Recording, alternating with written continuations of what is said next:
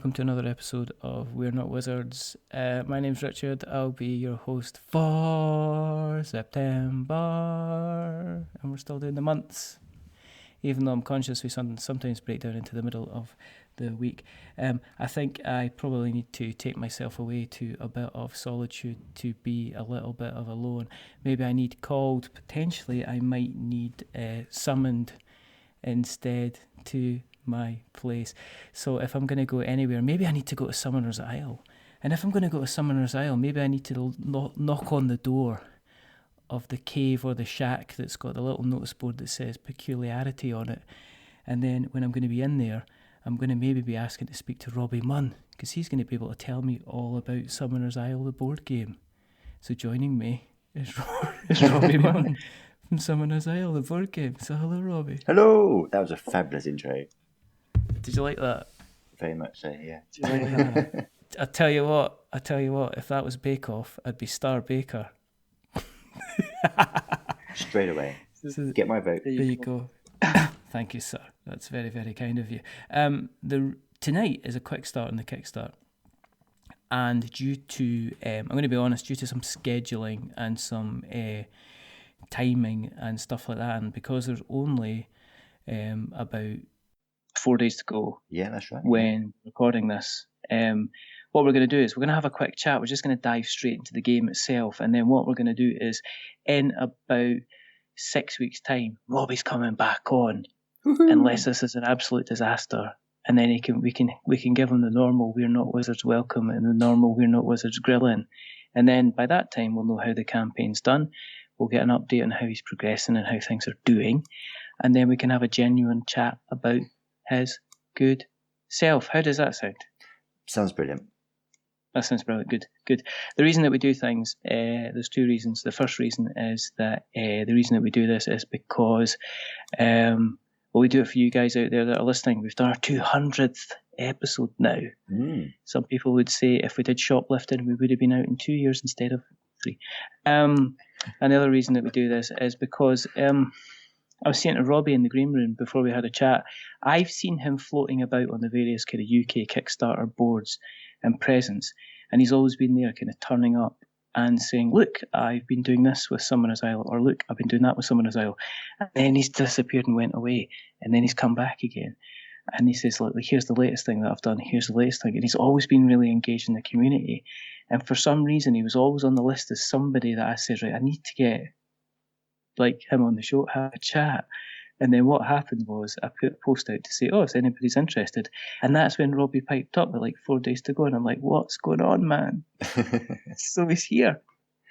Hello. So we're going to talk about the game. But it's going well, isn't it? It's going really well. Yeah, very happy.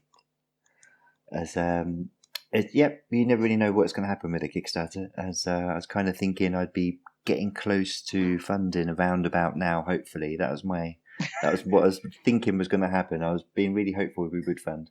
But funding happened in the first few days, and it's been a sort of a steady sort of incline, and things have been great. You've been like a gentle buzz. There's been a kind of a gentle buzz about it. I know we've been talking about the darling that we both like from board meetings, which is Rory J. Summers, who is a good friend of mine, and he's been a kind of a champion of yourself for a little while now. But he was actually saying you have to look at this, you have to consider backing it, because it looks really, really good. So it's another reason to get you on, because we like to hear success, because Kickstarter is such a struggle for a lot of people nowadays, especially if they're starting out for the first time, and especially if they're not, you've not necessarily maybe got you've not got the kind of the huge marketing guest kind of backup, and especially because this is your first one. It must be scary dairy. Absolutely. I suppose it's you kind of got to balance out what you can actually do. So I decided to put all my efforts into making the game as best I can, and haven't really done much marketing. But sort of, as you say, trying to be present in the community and let people sort of get involved with the design. So when the maps were developing, I made sure that people were able to have their input, and it's been really nice. Yeah. I think sometimes in the Kickstarter process, some people are quite they're quite guarding over what's actually happening in the development. I think there's always a worry about ideas kind of getting stolen and things like that, or people getting inspiration from other people's kind of game mechanics, and it's always been nice that you seem to have been really, really kind of open with the development. From what I've seen, you've kind of been like, well, if you want to ask me a question, and I'll tell you what's kind of been going on, which has always been quite fresh, quite welcoming. Oh, that's good to hear. It's been a really organic process. I think all feedback is good, whether it's goes against the grain that you were trying to develop, or whether it's confirming what your thoughts were. It's you kind of got to take it on the chin and sort of roll with it and have some sort of a good think about everything that's being said. And quite often there are some really good ideas or suggestions, even though they sound really brutal at the time. You think, actually, you know what, that's not a bad idea. Let's see how it works. And you just keep trying things out, and then it's been a nice sort of organic development because of that. Is it sometimes difficult to, when you get some kind of feedback and it's a really good idea, to kind of go almost kick yourself to say, why didn't I think of that? Was it really so obvious that I should have maybe done that at the beginning? Well, thankfully nothing like that has happened. It's all been either confirming what I thought in the deep recesses of my mind, or give me a fresh spin on an idea which I hadn't visited for a while. So it's all right. So it's been nice. Nothing's been so dramatic that it's made me kick myself and want to start again. Maybe some of the suggestions have made me think, that sounds really hard work, but that would be good. Yeah. And then in the end, it's like, do you know what? The hard work will be worth it. So I think it was actually one of Rory's suggestions to make a 2-player game. So originally it was going to be a 3 to 4 player game, and I think one of his readers said a 2-player game would be nice. And it's like, well, a 2-player game wouldn't work. I was trying to figure it out how I could do it, and then it sort of dawned on me to stop trying to make a 2-player game work within the game, and just make a brand new board just for 2-player. Yeah. And as soon as I did that, everything just fell into place. And that was why didn't I do this earlier? I could have done this a year ago. But it's that was a nice sort of revelation. Yeah, but I've always seen this. I mean, you see this in any business with any kind of creation, and I work with a lot of businesses in kind of the e-commerce kind of field, and I'm continually surprised by the conversation that I have to say, so this helps you float 3 feet off the ground. Yeah, it does. Why haven't you said anywhere on your product that this actually helps you float 3 feet off the ground? Well, because it's obvious, isn't it? So as there's always this what I call the too close to the coalface kind of scenario, where you've been working on a project for so long, it's really, really difficult to actually take a step back and say, well, is there sometimes a better way to kind of do things? And I think the biggest example, I think, is when you see kind of rule books. I think definitely. There's an awful lot of kind of assumption. I mean, were you play testing Summoner's Isle for quite some time? I mean, was that part of the entire process? Yeah. So I sort of started showing people very early versions of Summoner's Isle about 2 years ago. In fact, it was a game that came out of development as I wanted something to take my mind off of another project I was working on. So I was working on a game called War of the Nine Realms for Rotan Games. And it's a quite big game. It's a very different sort of game. It's sort of miniature skirmishy type game. So Summoner's Isle was a project to take my mind off of that project. So it gave me sort of downtime from the big project to work, just tinker and have fun again with playing with new ideas. And then that sort of turned into what it is now.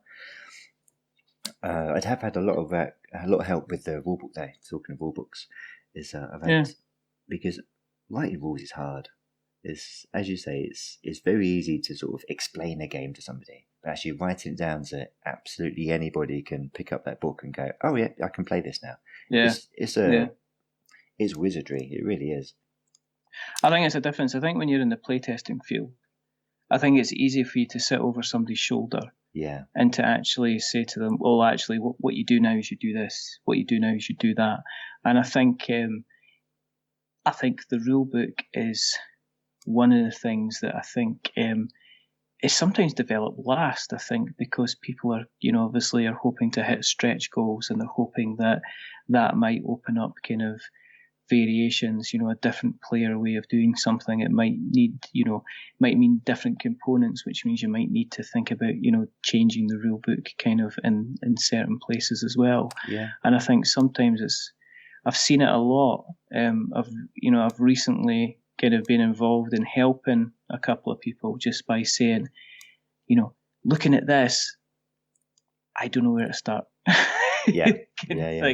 But it's not their fault. It's because they've been eating, sleeping, and breathing the game for the last kind of 12 months. So to them, it's kind of like it's really, really, really kind of obvious. But so have you had a bit of help with the rule book yourself then? Yeah. So I wrote the basic rules out, and then again I went onto some community forums, and a really lovely chap said, "Well, I can give it a look if you like."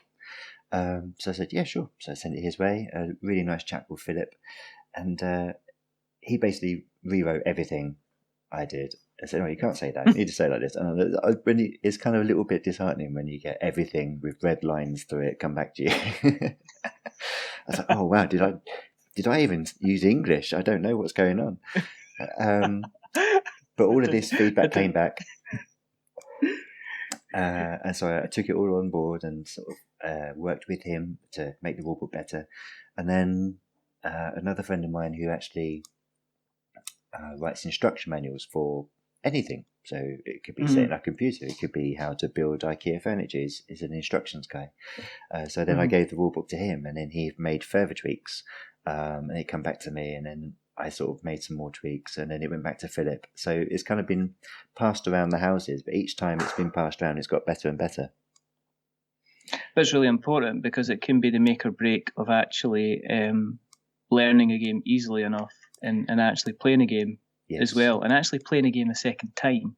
Because I don't think there's anything worse than going through a game. I mean, I think I remember, was it Dinosaur Island had... There was some stuff that wasn't clear in the first kind of thing about what kind of the certain prestige points were and when you played them, or did stuff cost that, and it led to a bit of confusion, and it also led to people kind of buying out in the process, buying out of trying to play it, because it's like, well, if this is confusing, well, how am I meant to learn the rest of the game if every time I want to reference that section it's a bit too confusing for me? No, I do get that. I had that with a couple of Fantasy Flight games where you're constantly flicking back and forth different pages, and then they came up with a genius idea of releasing a reference book as well as a rule book, which I thought was great. I don't know why they didn't do that earlier, but rules are tough. They're really hard, and Summoner's Isle isn't a hard game. It's relatively simple. It takes 2 minutes to set up. You can get into playing within minutes. So it's, but how do you articulate that in such a way that all the rules are clear? That's what took some time, and I'm glad I've had some help. I'm very grateful for the help I've had with it. So how do you play? I mean, I've turned up on your isle. I'm knocking on your shack door. You've come to the door. You've come to the door and you've said, "How did you find me?" And the first thing I said was, "Here, I've brought some cakes." And then you say, "Okay, I suppose you better come in." I'll put the kettle on. How do I play? Yeah, put the kettle on, put the fire on, and then put the kettle on top of the fire. And then we're taking this analogy too far, Robbie. Too far. How do you play the game? This is what happens. At the top of the show, I say, we'll do a quick start to the quick start. We'll do a quick explanation, then we'll get them back on. I can see me just tangenting off like a maths professor whose today's subject is tangents. Nice. While he's eating a tangerine. How do you play Summoner's Isle, Robbie? Stop me. Okay, so the idea of the game is to earn more energy than your opponents. So you earn energy by summoning creatures onto the island and then siphoning energy off the island itself. using your sprites. So you've got 3 different types of creatures. You've got your big worms, which are your sort of your your anchor points, your blockers. You've got your trolls, which are your main fighting force, and you've got your sprites, which are your energy makers.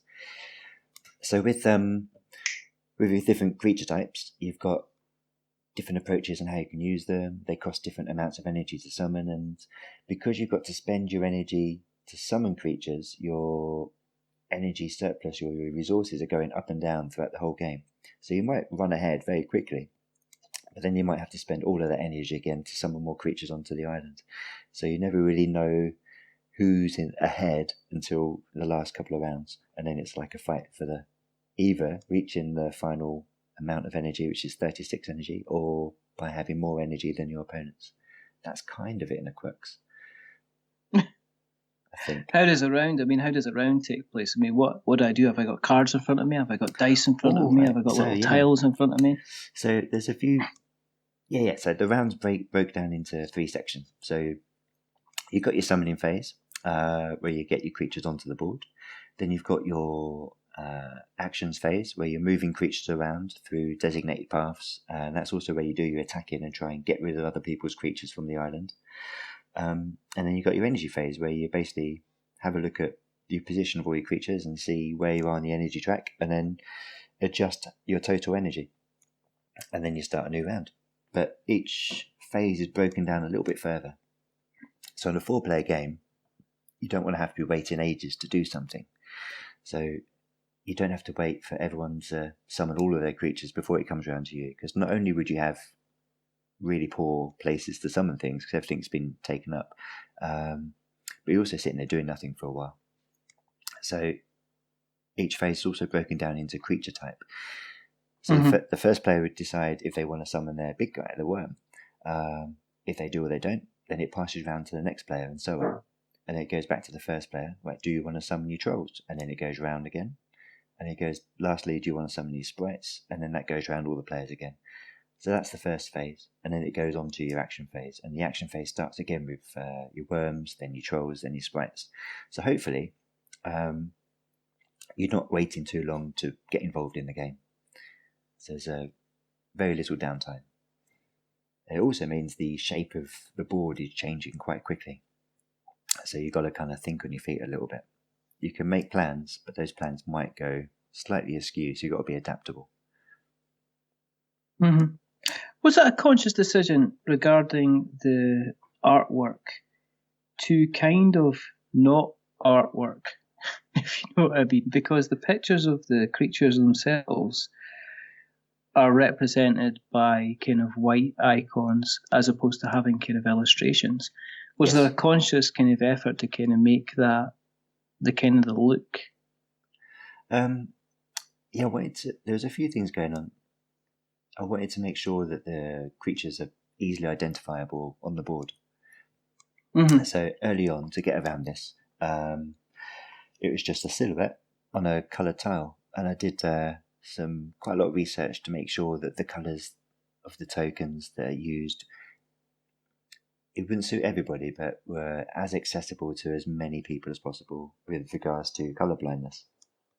Yeah, I see that. And then not long before the Kickstarter happened, I was talking to a graphic designer, and he reckoned he could, I asked him if he could prettify the tokens to make them a bit more interesting. And he'd come back with this really nice design. And we adjusted the colours again, because once you had all the textures onto the tokens, it kind of muddied the colours. So we adjusted the colours again so that they would work, but in a slightly different way, and but kept the creatures still as a silhouette, so they're still quite easily identifiable on the board. So I think once you've got sort of close to 48 creatures all summoned in one go, you want to be able to know where yours are very quickly.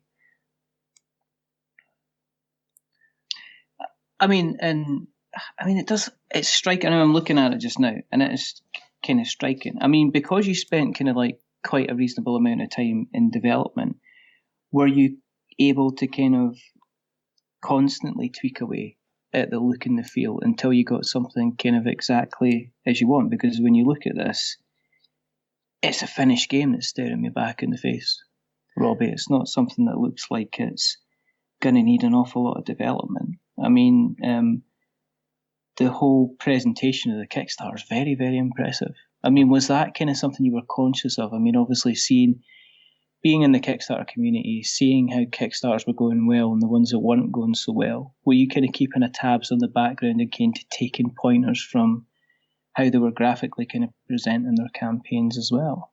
Absolutely, yeah. As it's always good to take note of campaigns that are doing well and sort of see how they've laid their pages out and see if you can take as many top tips as possible and apply them to your own sort of page. And then on top of that, the graphic designer helped with the layout of the page as well. And he's basically took my rudimentary sort of graphic design skills and made them look 300 times better.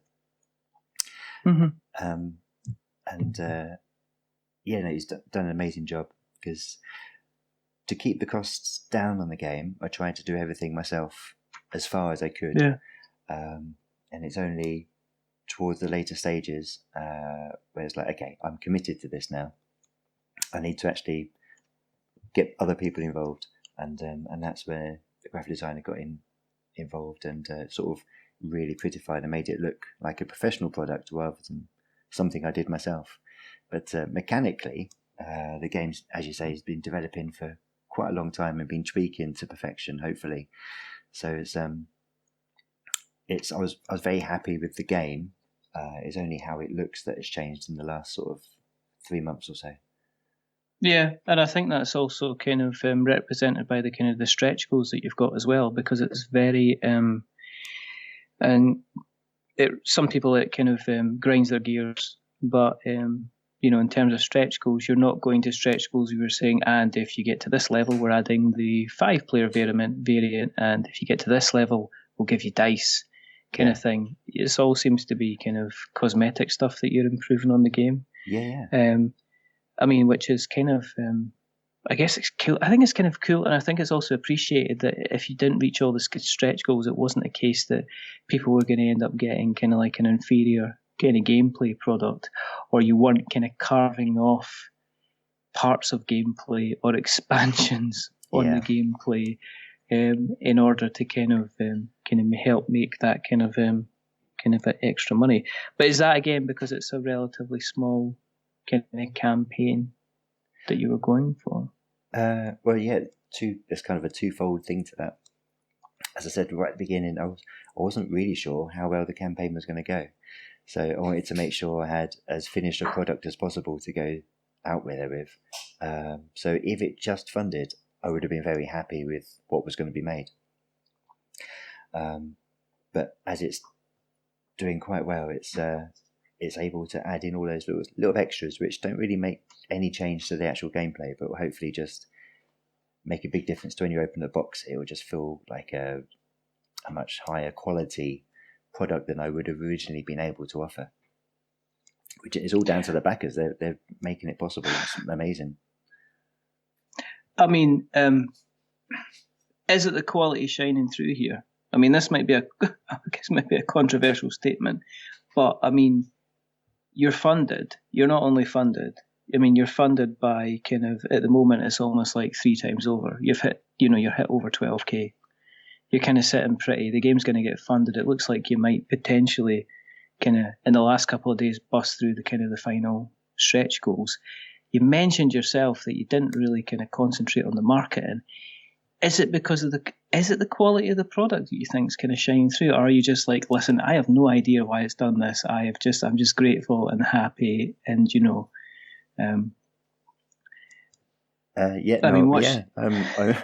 obviously, I'm incredibly grateful and very happy.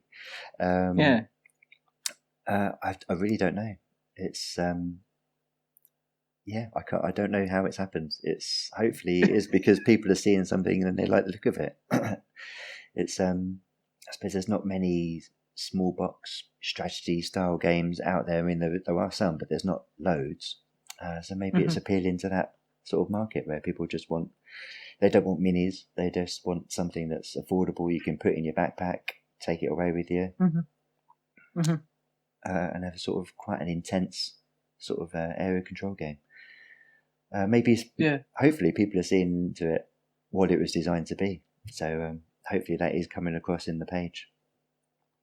Are you, when you're doing your day job, are you involved kind of like in the games industry yourself then? No, I work for a university. I'm a technician. Okay. So I look after the arts departments and all of the basically making sure your graphic design courses and your architecture courses have everything they need to sort of realise their dreams and make it all happen. So I've got lots of toys I can play with, which is great. Which is my prototypes have always been quite nice, I think.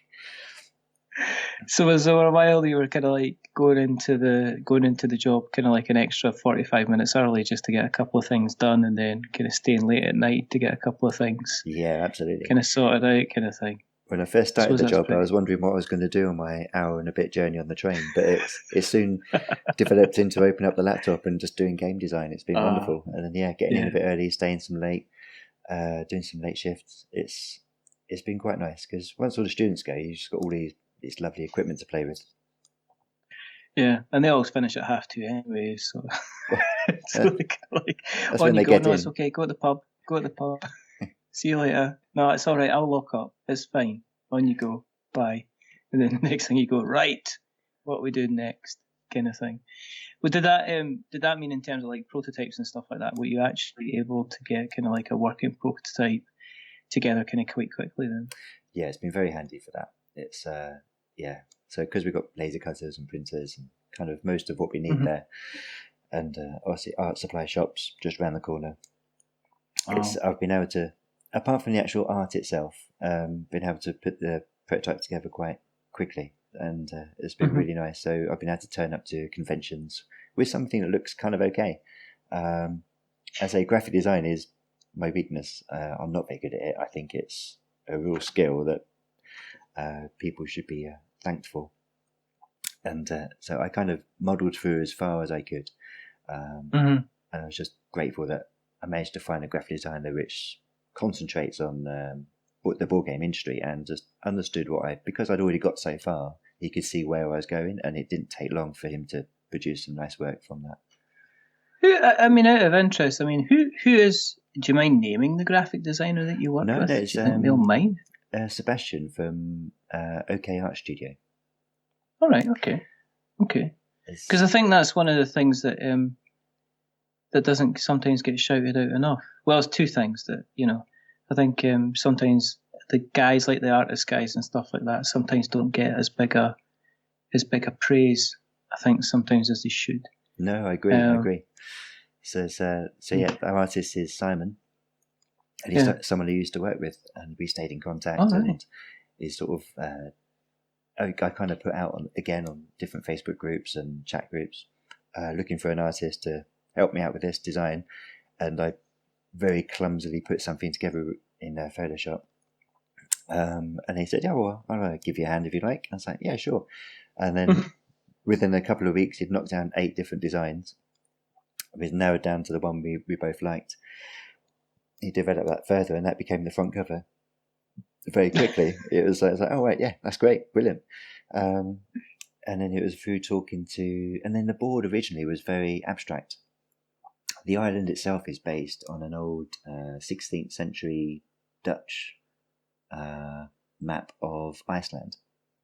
And I liked the map originally because it just had that classic sort of 16th century feel to it. It had monsters in the sea, it had volcanoes all over the place and smoke plumes. It was really nice. But I kind of took that and stylized it and made it a bit more like a grid system. So it was much more, I suppose, abstract. And that they were the original map. So I didn't really think too much beyond that. And it was only around Christmas time when I was talking to some other publishers at Dragon Meat, and one in particular said, "You know what, you really need a decent map. You get rid of all this abstract stuff. Just get a map on there." I was like, "Yeah, again, why didn't I think of that? That's a really good idea." So went back to Simon. Again, it's sometimes being a bit close, isn't it? Yeah. So I went back to Simon and said, "Do you fancy drawing a map? Have you done a map before or an island before?" He's like, "No." let's give it a go. So we met up in a board game cafe, pulled out loads of board games that had maps on, chose the ones we liked and disliked, and said, okay, well, we like elements of this. I want to keep the same shape as what we got, so it sticks to that original 16th century island. And then he disappeared for 2 months, and then said, "How about this?" I was like, "Brilliant!" They just came together. That's awesome. That's awesome. And he also did all of the creatures as well. I mean, and it's inexpensive. I mean, cheap is the type of suits that I wear, but I mean, this is inexpensive because it's £18. Yeah. To get through the door. What are you playing at, Robbie? It's £18. Do you know what I mean? All part of the original. Go on. I was just going to say, I spare. There's more that goes in the swear box when I'm at work. Hopefully not on a daily basis. Well, sometimes in an hour. It depends who I'm dealing with.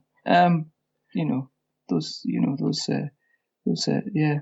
But £18, that's nothing. I'm just looking at this. I've actually scrolled down and I've scrolled back up again just to check that I'm not getting it wrong, that this isn't kind of like the entry level and there's another one. Because that's the thing nowadays, you get kind of and it's £49 to get in on the base level, and then it's £72,000 if you want the stuff that's actually got the game in it, kind of thing, which seems to be the kind of the Kickstarter thing. How do you manage this for £18? By keeping it simple. But it was always my intention to try and get this in the same market as a card game. Mm-hmm. So I wanted to make sure the box wasn't going to be any bigger than a Munchkin box, and that you could fit something that is as small as a Munchkin box, but maybe get a game that feels as big as maybe a Risk box. Mm-hmm. So that was one of the original design sort of criteria. And the only way to do that was having a folding board, so that kind of suited itself. And then doing the creatures, it was about keeping them uniformed, so you didn't have too many. Even from 2 years ago, I've sort of decided design choices were based on keeping the cost low. Mm-hmm.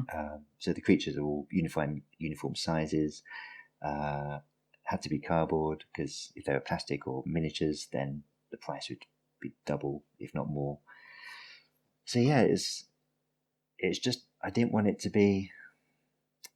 No, I wanted it to be considered something you would just pick up and take with you somewhere. So I didn't want it to be a massive box. And I think if you're having a small box game, there is a limit on how much you can actually charge for that, because subconsciously people aren't going to pay £35 for something in a small box. But it does look really, really nice, Robbie. I'd think about it. 32, probably. Yeah, actually, I'd probably just jump in, to be honest, because it is a really, really nice looking game, as I've kind of said. What we'll do is we'll get the show. We'll make sure that the show notes is full of Kickstarter links, and we'll definitely make sure that yours is one of them. Probably the only one. Actually, we'll put it in big letters so everybody can find it. But if people are interested in finding you on the interweb nets, where can we find you, good sir? Well, the Peculiarity .co.uk exists, so you can go on the website and there's a contact page there. There is a Facebook page for Summoner's Isle, which is facebook.com/Summoner's Isle. Yes. You can find me personally on Twitter under Gumley. It's kind of a name that stuck from a really early Xbox tag. I think when Xbox Live first came out, I was like, what do I pick? Gumley, and it just happened to be the name of a road that was not far from where I lived, but it's just stuck for all those years. And I'm on Instagram, the same, Gumley. So yeah, I think Facebook, Summoner's Isle, Peculiarity is the website, and Gumley if you want to have a chat with me personally. Awesome. What we'll do is we'll put all of these links into the show notes so that we have notes to show. We know it's been short, sharp, and sweet, but as we say, Robbie, would you come back on the show? I'd love to come back. That'd be great. absolutely fantastic. If you want to keep an eye on what we are up to, go to Tinternets, search We're Not Wizards. You'll find us. We're everywhere. We're like bad, cheap suits around about the January sales.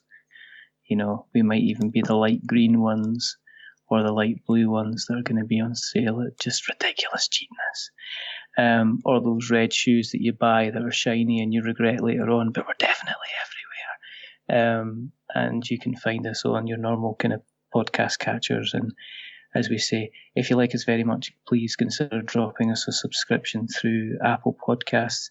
If you like us even more, consider giving us a rating or a review. If you give us a rating or a review, don't give us 10 stars, because it makes us big-headed. Don't give us one. Don't give us one, because we cry. Cry at everything nowadays. A bit emotional at the moment. Give us something in the middle, like a 5, because it's average, and we're decidedly average. But the person who's not been average tonight is rather wonderful, rather fantastic. Mr. Robbie Munn, thank you very much, sir, for coming on. Oh, thank you for having me. It's been a pleasure. And as I say, you'll be coming back on, where we'll be delving into his past and picking the tiny corners of his mind, because there's a lot to talk about, I feel. But hopefully, there's only 2 more. Yeah, absolutely. There's only 2 more things to do. The first thing is to remember that we are many things, but we're not wizards. Are we wizards, Robbie? No. Summoners. Good. We're summoners. Standing in our aisles, we're thinking about our trolls, we're thinking about our sprites, we're thinking about our worms, we're thinking about our energies, we're thinking about our just winning, summoning, and being on our aisle. And the second thing is to say goodbye. So it's a goodbye from Robbie. Say goodbye, Robbie. Goodbye, Robbie. To every single time, what do you people speak to each other before you come on? And it's a goodbye from me. Remember, stay safe, roll 6s, and 18 quid. Come on. It's funded. You're going to get it in your hands. So go and have a look at it at the very least. It looks stunning. Just go and see it. It looks it's really, really nice. And Rory J. Summers really, really likes it. And if Rory J. Summers really, really likes it, you've got to look at it. But until the next time, goodbye. Take care.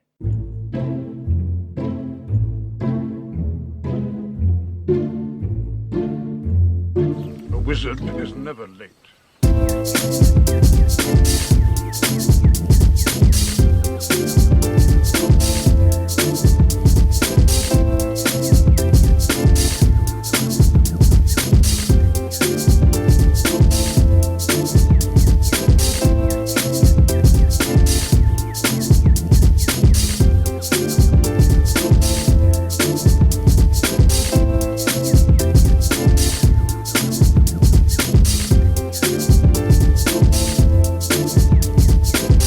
Nor is he early. He arrives precisely when he means to.